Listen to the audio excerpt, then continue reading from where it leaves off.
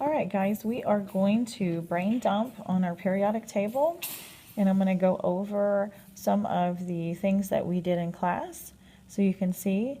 Later we'll do it on a full periodic table. But first off, we're going to think about everything that we have done in the last unit. So I just want you to look at this number right here. And this number, remember, is the atomic number. And the atomic number, if you remember, is ape.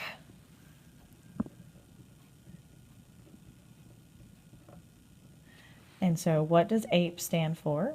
Ape stands for atomic number equals the protons, which also equals the electrons. The second number that you find on the periodic table is underneath the symbol, and this is the atomic mass. It's also known as the mass number. This is man.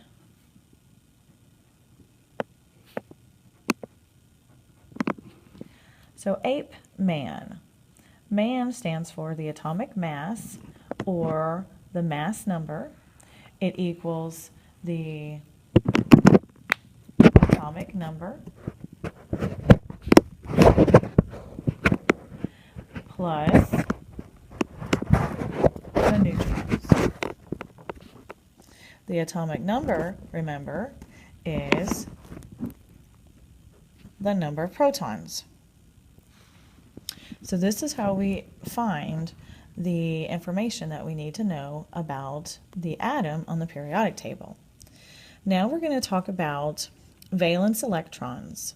And so we know that valence electrons show us reactivity.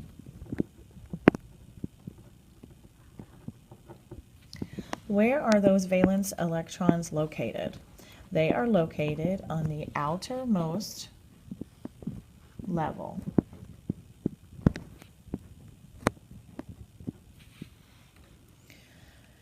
So, we're also going to talk about what we have here is we have a vertical column and we have a horizontal row.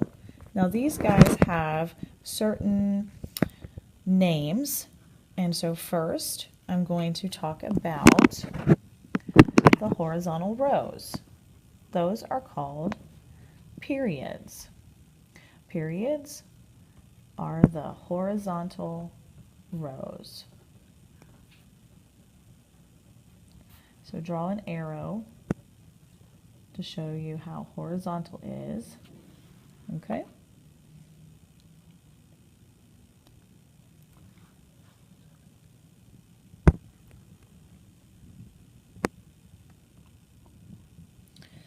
Now, the vertical columns are what we call groups. Groups, or also known as families. These are the vertical columns. They go up and down.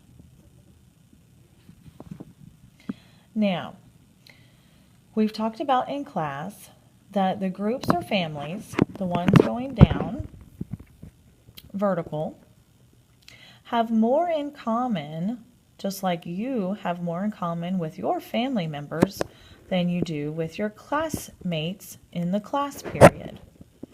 So groups and families share similar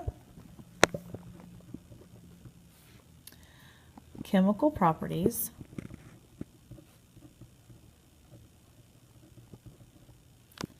and reactivity. So if the groups or families, as you go down, they have a similar chemical property, and similar reactivity. So first, I'm going to go over here, since we talked about periods first. I'm going to put periods on the side.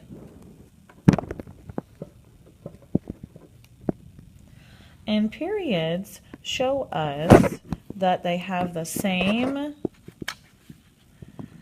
energy level. So the first ones have 1 energy level. The second row has 2 energy levels. Does everybody see that? The third row has 3 energy levels. And all of these across from it all have 3 energy levels. So, what is included right here? The energy levels. So these have same number of energy levels. We also can call them energy shells.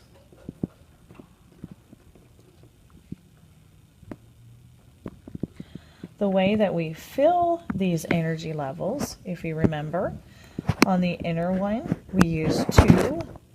2 can only fit on the outermost one of period 1. The next one we fill can only have 8. And I'll show you in neon. 8. And then the next one is another 8. So our rule is 2, 8, 8.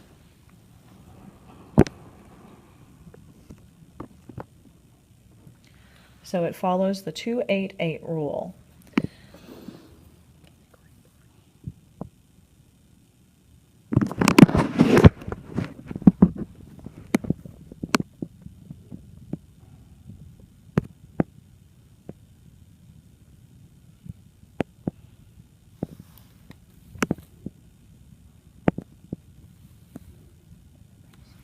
So I'm going to put 1, 2, and 3. Now, to represent the energy levels, I'm going to draw them.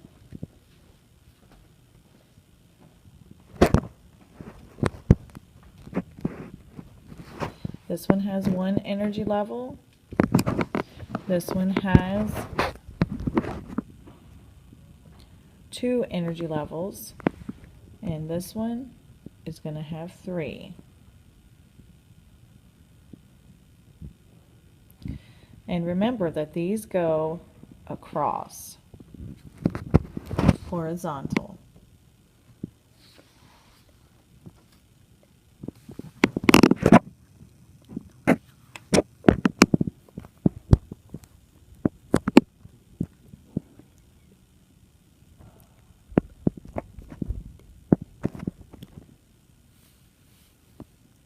Okay. Now we're going to talk about groups. Now groups are numbered. And if you look at the top of your periodic table, they are numbered 1, 2, and there is a break between beryllium and boron, and it then becomes 13, 14, 15, 16, 17, and 18.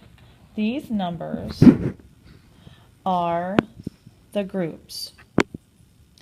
These numbers are special to us because they tell us how many valence electrons the group has. So, our groups, if you take a look right here on our first one, the valence electron for hydrogen is 1, for lithium is 1, for sodium is 1.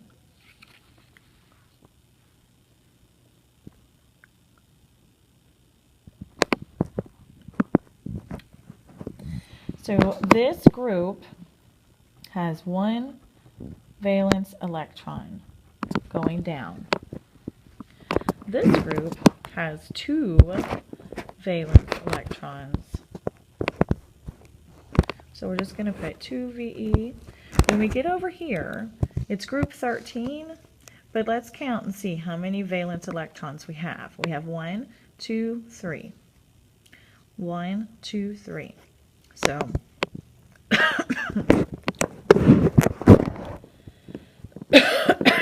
these are 3.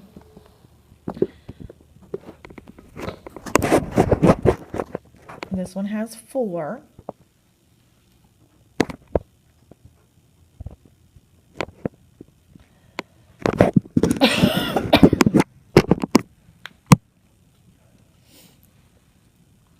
This one has 5, 6,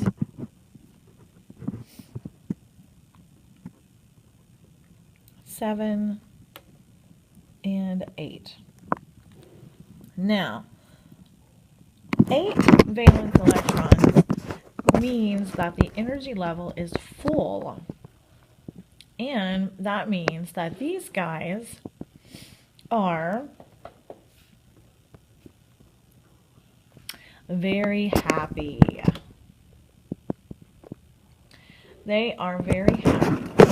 They want to be stable. And to be stable, they have to have 8 valence electrons.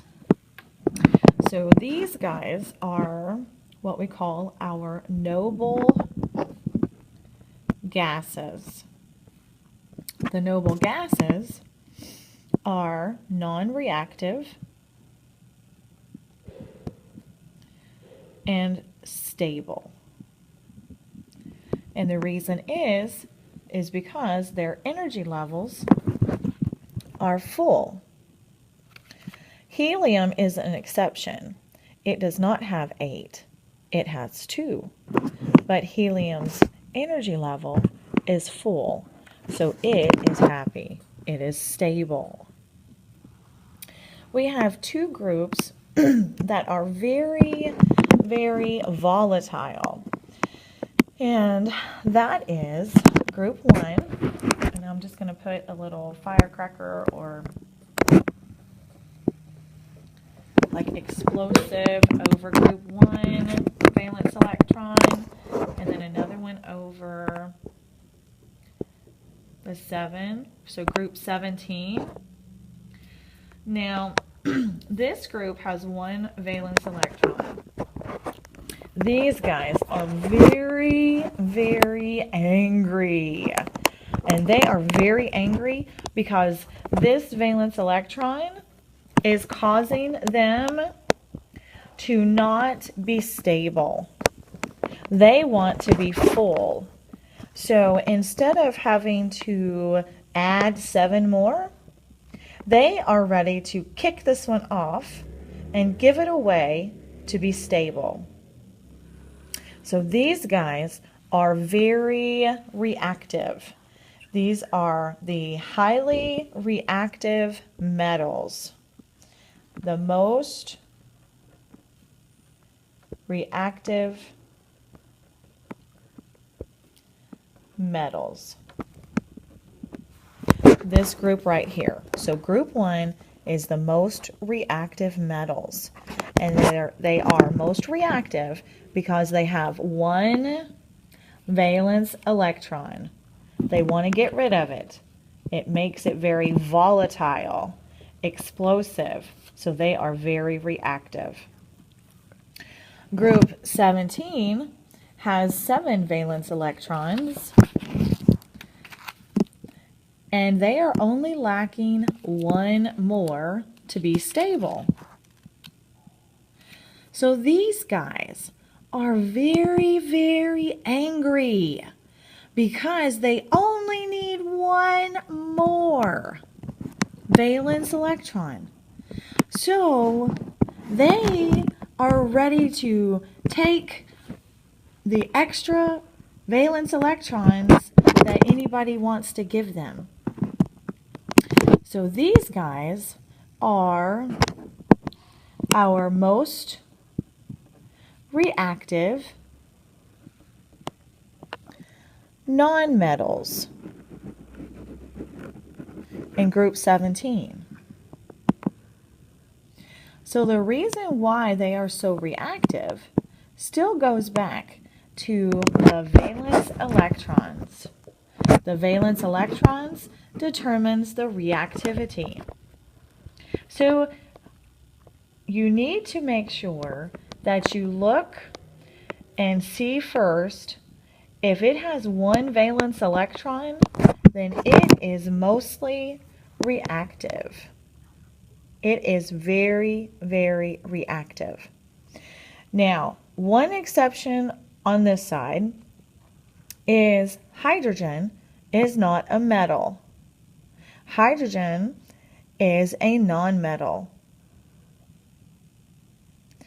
And you should remember from 6th grade the differences between metals, nonmetals, and metalloids. Thank you guys. Have a great day.